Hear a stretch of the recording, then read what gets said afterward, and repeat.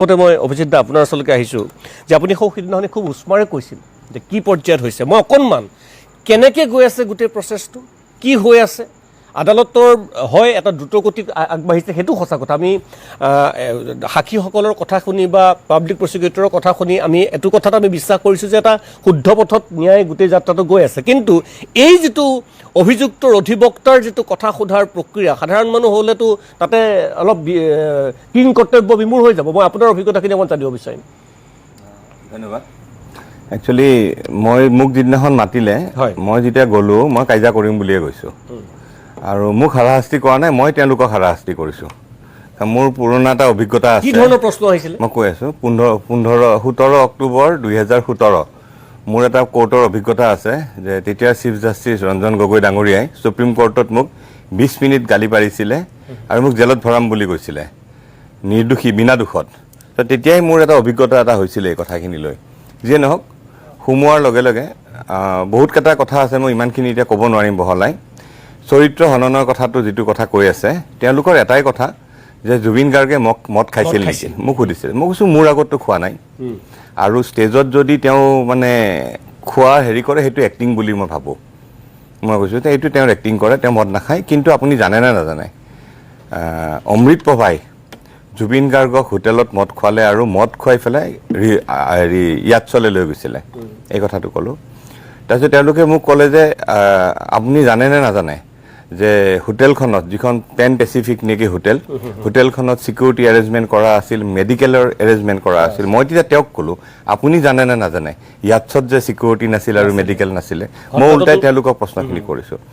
তাৰপিছত তেওঁলোকে মোক প্ৰশ্ন কৰিলে যে মই পাব্লিচিটিৰ কাৰণে এফআইআৰখন দিছোঁ তেতিয়া মই কৈছোঁ মোক আপুনি ফেচবুকটো খোলক এতিয়া মোকে দেখা পাব মোক আৰু নতুনকৈ পাব্লিচিটি নালাগে আৰু আপুনি পাব্লিচিটি ল'বলৈ অভিজিৎ শৰ্মাক সেই প্ৰশ্নটো কৰিছে চ' তেনেকুৱা কথা অমৃত প্ৰভাই এডভকেটে চাৰ্জশ্বিটখনৰ কথা ক'লে যে তেওঁ বোলে চাৰ্জশ্বিটখন নামানে মোলৈ চাৰ্জশ্বিটখন লৈয়ে আমি কথা পাতি আছোঁ ইয়াতে তাৰপিছত তেওঁ 17টা 18টা শব্দ ব্যৱহাৰ কৰে প্ৰশ্নত মোক এটা শব্দত ক'বলৈ দিয়ে বোলো মই ৰেপিড ফায়াৰ কৰিব ইয়াতে অহা নাই তাৰপিছত মই জাজক ক'লোঁ মিলৰ্ড মই তেখেতে যিহেতু 17টা পৰা 18টা শব্দ ব্যৱহাৰ কৰি মোক প্ৰশ্ন কৰি আছে মই 10ৰ পৰা 12টা শব্দ ব্যৱহাৰ কৰি ক'ম এইটো হ'ল তাৰপিছত আপোনাৰ মানে তাতে কি কৰিছে আপোনাৰ স্ক্ৰীনখন যিখন স্ক্ৰীন আৰু তাৰ স্ক্ৰীনখনত পিএছঅ' দুজন ওলাই থাকে বাকীকেইটা লুকাই থাকে কোনো নোলায় এনেই অকণমান মুখখন এনেকৈ অলপমান মুখখন ইমানমান ওলাই দিয়ে অমৃত প্ৰভাই বাকী নোলায় তো মই জাজক সুধিলোঁ যে মিলৰ্ড তেখেতসকলেতো মোক চাই আছে বোলে হয় আপোনাক চাই আছে ময়ো তেওঁলোকক চাব বিচাৰোঁ এবাৰ সেইটো কোৱাৰ লগে লগে গোটেইবিলাকৰ মুখ এখন আহি গ'ল তাতে কৈ দিছোঁ হেৰি সন্দীপন গাৰ্গে দাড়ি ৰাখিছে আৰু মানে বাকীবিলাক একদম ক্লিন চেফ টিপ টপ কণ্ডিশ্যন শ্যামকানু মহন্তটো মানে গমেই নাপাব আপুনি যে জেলত যোৱাৰ আগদিনাখন যিটো তাতকৈ এতিয়া বেছি হৈছে এক্সাৰচাইজ কৰিছে চাগে মানে জেলৰ ভিতৰতে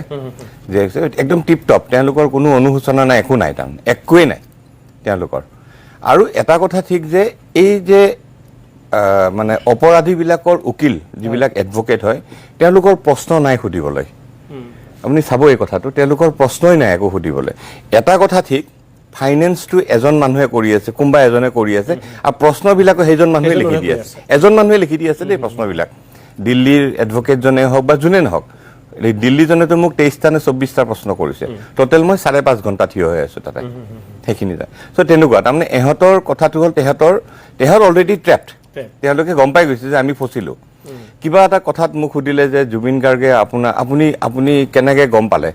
যে সিদ্ধাৰ্থই যে জুবিন গাৰ্গৰ মানে পইচা মাৰিছে বোলো জুবিন গাৰ্গে নিজে কৈছে মোক যে অভিজিৎ ভাই সিদ্ধাৰ্থই মোৰ চব খালে একজেক্টলি সেই ৱৰ্ডটোৱে মই কৈছোঁ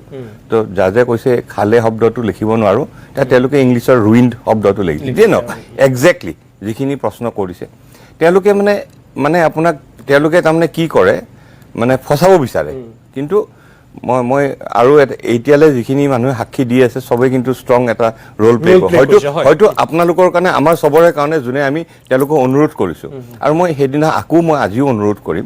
যে সাক্ষী প্ৰক্ৰিয়াটো অলপ দীঘলীয়া হৈছে কষ্ট হৈছে 4জনকৈ মাতে 4জন নহয়গৈ কিন্তু এই যিবিলাক দূৰৰ পৰা আহিছে তেওঁলোকক মই অনুৰোধ কৰিম যিহেতু জুবিন আমাৰ আৱেগ আমাৰ সকলোৰে আৱেগ এতিয়া নহয় জানো আমাৰ নিজৰ সন্মান মই অনুৰোধ কৰিম যে দুদিন লাগে দেৰি হওক অলপ কষ্টত থাকক লাগে বিস্কুট পানীয়ে খাই থাকক কিন্তু সাক্ষী নিদিয়াকৈ গুচি নাযাব। মই পলাশ ৰঞ্জন বৰুৱা আপোনাক একেটা প্ৰশ্ন যদি মই আপোনাক সোধোঁ যে আপোনাৰ অভিজ্ঞতাটো কেনেকুৱা, তাৰপিছত মই এই প্ৰসংগটোলৈ আহিম। মই এতিয়ালৈকে জুবিন গাৰ্গ কেছত সাক্ষী দিয়া নাই, যদিও আদালতৰ চৌধলৈ গৈছে, ভিতৰত আছিলে আপুনি? নাই, মই নাছিলোঁ, মই বাহিৰতে ৰৈছিলোঁ। মই দুদিন গ'লোঁ আৰু সেইদিনাই মোৰ দিল্লী প্ৰগ্ৰেম আছিলে, মই দিল্লী যাবলগীয়া হ'ল। কিন্তু আমি যিহেতু অভিজিত দা আৰু মই আমি জইণ্ট পিটিশ্যন জইন এজাহাৰ আছিল আৰু আমি PIL-টো একেলগে কৰিছিলোঁ, গতিকে অভিজিত দাই যিখিনি দিছে সেইখিনি মোৰ মতামত বুলি অলৰেডি কোৰ্টক জনাই দিয়া হৈছে, আমি নহয় জানো, আৰু এইটো কোৰ্টে একচেপ্ট কৰিছে। কি জানে, আমি এতিয়া মই কালি সেইদিনাখন কোৰ্টত মই এটা কথা কৈ দিছোঁ যে আমি হোমৱৰ্ক কৰি আহিছোঁ, আমি এনেই অহা নাই। কিয় আমি হাতীগাঁও থানাত FIR দিছোঁ, কমিশ্যনখন বনাইছে আমাৰ FIR আমাৰ PIL-খনৰ কাৰণে, কমিশ্যনত আমি কৈছোঁ আৰু আমাৰ PIL এটাও কৰিছোঁ পলাশ ৰঞ্জন আৰু মই 46/2025। চ' আমি ধেমালি কৰিব অহা নাই। আৰু কোৰ্টক আৰু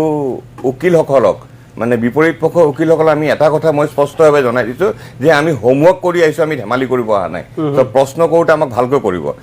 ইনফেক্ট সিদ্ধাৰ্থ শৰ্মাৰ উকিল আৰু শ্যামকানু মহন্তৰ উকিলৰ মাজত অলপ তৰ্কাতৰ্কি হ'ল। কিয় হ'ল,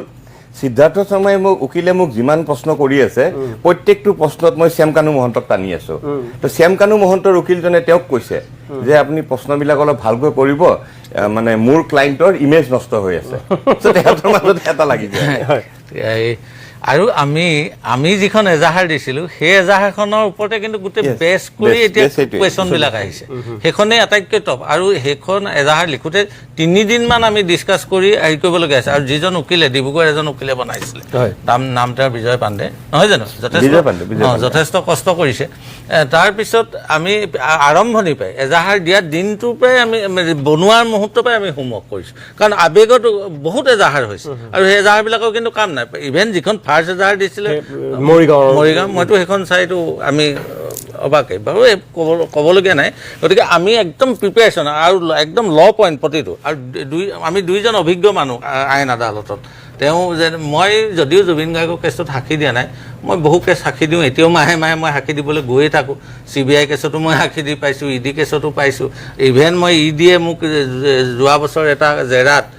ED অফিচত জেৰা কৰোঁতেই ৰাতি মোক 7.5 ঘণ্টা লগাইছে। গতিকে আৰু এটা কেছততো মই বোধ কৰোঁ কুজেন্দ্ৰ দলে কেছটোত AK ভট্টাচাৰ্য, অসমৰ অনিল কুমাৰ ভট্টাচাৰ্য ছাৰেই হ'ল মানে ক্ৰিমিনেলৰ ক্ষেত্ৰত টপ বুলি কয়। আৰু তেওঁৰ যিটো জেৰা, মই 4 দিন বোধ কৰোঁ তেওঁৰ সন্মুখীন হ'লোঁ। আৰু কেতিয়াবা আমি প্ৰিপেয়াৰ হৈ যাওঁ, ধৰি লওক খুব এটা প্ৰভোগ কৰিবলৈ চাই উকিলে সাক্ষীৰ সময়ত, যাতে আদালতত আৱেগ খং এইবিলাকৰ কাম নাই, যুক্তিৰ কাম আছে, যুক্তিৰ কথা। গতিকে খং উঠি যাতে কথা পাহৰি যায় বা আৱেগিক হৈ যায়, এই কথাবোৰ কৰিবৰ কাৰণে উকিলে চেষ্টা কৰে। আজি দীৰ্ঘদিনৰ পৰা কিন্তু আমাৰ অসমৰ আদালতবিলাকত এটা সাধাৰণতে শালীনতাৰে যুক্তিৰে জেৰা কৰাটো এটা তৰিকা আছিল। কিন্তু আমি উত্তৰ ভাৰতৰ ৰাজ্যবিলাকত বিহাৰ UP যদি আদালতবিলাক চাই, তাতে প্ৰভোকেশ্যনটো আৰু খুব মানে খং কৰিবৰ কাৰণে চেষ্টা কৰা সেই ছিষ্টেমটো কিন্তু বহুত বেছি। আজিকালি আমাৰ ইয়াতো আহিছে এইটো। আমি এতিয়া যিবোৰ কেছ মুখামুখি হওঁ, তেনেকুৱা ধৰণৰ পৰিৱেশ পাওঁ। গতিকে তাত সাক্ষীয়ে নিৰ্ভয়ে গোটেই কথাখিনি ক'বৰ কাৰণে মানসিকভাৱে সচেষ্ট হৈ থকাটো, সবল হৈ থকাটো একমাত্ৰ কাম। মই এবাৰ এটা সাক্ষীত কি কৈছিলোঁ, সৰু ল'ৰাৰ, মোৰ তেতিয়া ল'ৰাটো সৰু, স্কুল যোৱাই নাই, তাক লগত লৈ গ'লোঁ সাক্ষী দিবলৈ যাওঁতে। মই জানো যে সেই কেছটোত মানে মোক আমাৰ উকিলে আগতে ঠিক কৰি দিয়ে, মানে চৰকাৰী পক্ষৰ উকিলে আমাক চব কৈ আছে যে এনেকুৱা কৰিব। ল'ৰাটো লৈ গ'লোঁ, মোক যেতিয়া দীঘলীয়া একদম জেৰা কৰিব, তেতিয়া মানে মই এটা যাতে ল'ৰাটোৰ কাৰণে মই বাহিৰলৈ আহিব পাৰোঁ ৰেহাই, সেই সময়তে মানে পুলিচে খবৰ দিলে যে ল'ৰাটোৱে বাপেক নহ'লে খানা নাখায় বাহিৰত, তাক খোৱা টাইম হ'ল। গতিকে সেই সুযোগত মই ওলাই আহিলোঁ, অলপ মানে মানসিক ৰেষ্টটো লৈ আকৌ পাছৰ কথাখিনি নতুনকৈ ভাবি যাতে সাক্ষী দিম, সেইবোৰ তৰিকা থাকে দুয়োটা পক্ষই। গতিকে তেনেকুৱা অভিজ্ঞতা আমাৰ আছে।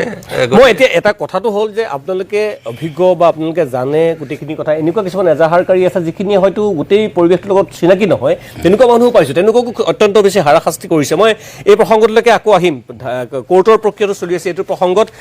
মাৰ্চেল বৰুৱা, মই কালিৰ গোটেই পৰিৱেশটোতো আৰু নতুনকৈ মই নকওঁ। কালি আপোনাক আৰক্ষীয়ে লৈ গৈছিল, ছবিখনো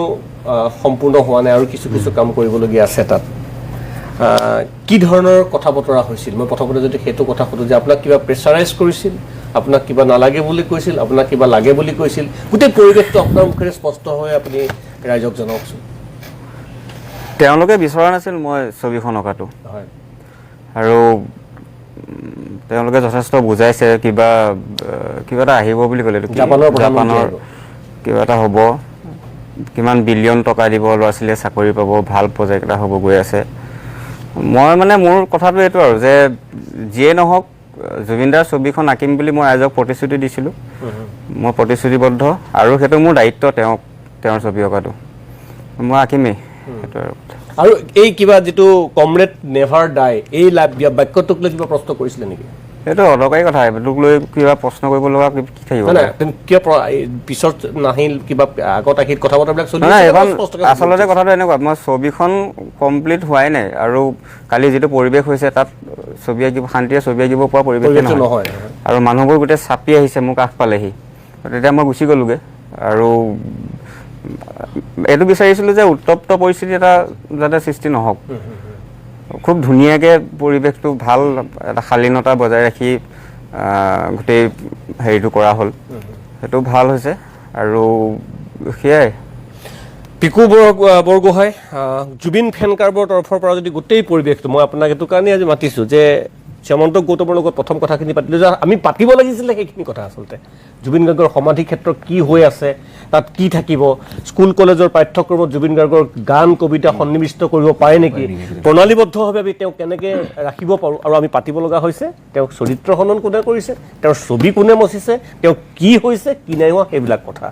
আপোনালোকৰ দৃষ্টিভংগীটো কেনেকুৱা না আচলতে সেইটোৱে শ্যামৰদাই কথাখিনি কৈছে আপোনাৰ সমাধি ক্ষেত্ৰত নিৰ্মাণৰ ক্ষেত্ৰত যথেষ্ট লেহেমীয়া হৈছে এইটো আজি 9টা মাহ গুচি গ'ল আমিও শ্যামৰদাই এটা ডিজাইন বনাইছিলে তাতে গোটেইখিনি বস্তু সন্নিৱিষ্ট কৰিছিলে মিউজিয়ামৰ পৰা আদি কৰি লাইব্ৰেৰীৰ পৰা আদি কৰি গোটেইখিনি চাউণ্ড এক্সপেৰিয়েঞ্চৰ গোটেইখিনি প্লেন কৰিছিলে মোক দেখাইছিলোঁ সেইটো কি কাৰণে এপ্ৰুভ নকৰিলে নাজানো আৰু এতিয়া অৱস্থাটো এনেকুৱা হৈছে আপোনাৰ যে বাউণ্ডেৰী ৱাল যে বনাই আছে আপুনি যদি গৈ পেলাই এবাৰ লক্ষ্য কৰে তাতে 5জন লেবাৰ লগাই পেলাই কাম কৰি আছে ইমান ডাঙৰ মস্ত বাউণ্ডেৰী এটা 5জন লেবাৰ যদি মাজতে ডিজি তেলো নাছিলে মাজতে তো মই এতিয়া ক্ষেত্ৰৰ পৰা আহিছোঁ মই তালৈ গৈছিলোঁ কাইলৈ কিবা এটা অনুষ্ঠান আছে কাৰণে ৰাভা দিৱস আমি তাতে হয় সেইটো কাৰণে মই তালৈ ক্ষেত্ৰত গৈছিলোঁ কি কেনেকৈ আছে চাবৰ কাৰণে গৈছিলোঁ এতিয়াও আপুনি চাব ৱালৰ এটা ছাইডৰ ৱালৰ মানে 30% মানহে কাম হৈছে যিখিনি কথা ঢাক ঢোল যে বজাই আছে ৱালৰ কাম কৰি আছোঁ বুলি সেইখিনি কাম হোৱা নাই এতিয়া আচলতে কামবোৰ অলপমান যদিও ঠিক আছে বাৰু এতিয়া 9টা মাহ গ'ল অকণমান প্লেনফুলি কামবিলাক কৰিলে ভাল হয় এনেকৈ হ'লে মানে ইমান জুবিন গাৰ্গৰ ক্ষেত্ৰত ইমান লেহেমীয়া হ'ব নালাগিছিলে আচলতে সেইখিনি বস্তু বেয়া লাগিছে আৰু ছবিখন মোহা কথাটো লৈ পেলাই মাৰ্চেলে গোটেইখিনি কথা কৈছে আপোনাৰ পৰহিদিনা আমি দেখা পাইছোঁ হয় পৰহিদিনা দেখা পোৱাৰ লগে লগে মোক কোনোবাই হোৱাটছএপত পঠাইছে আহি পেলাই মই ৰাতি চালোহি এবাৰ ৰাতি চাওঁতে তাতে ৱৰ্কাৰবিলাক আছে তেওঁলোকেতো সেইবিলাক কথা বুজি নাপায় আচলতে তাৰপিছত মই এজন তাতে আৰক্ষী বিষয়া এজন লগ পালোঁ তাতে ৰাস্তাতে পুলিচ এজনে আছিলে ট্ৰাফিক নহয়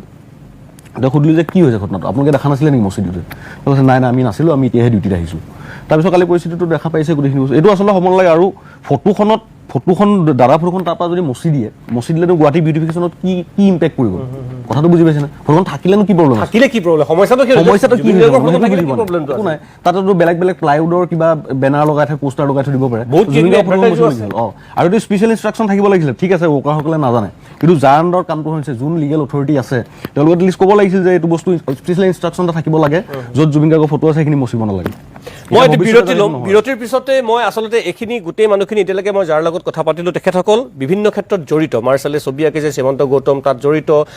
পিকু বৰগোহাঁই জুবিন ফেন ক্লাবৰ পৰা আছে পলাশ ৰঞ্জন বৰুৱা বা অভিজিৎ শৰ্মাই এজাহাৰ দাখিল কৰিছে কিন্তু জুবিন গাৰ্গৰ অনুৰাগী সাধাৰণ অনুৰাগী লাখ লাখ অনুৰাগী আছে কোটি কোটি অনুৰাগী দেশৰ বিভিন্ন প্ৰান্তত আছে ঠিক তেনেকুৱা ত্ৰিদীপ ভাগৱতী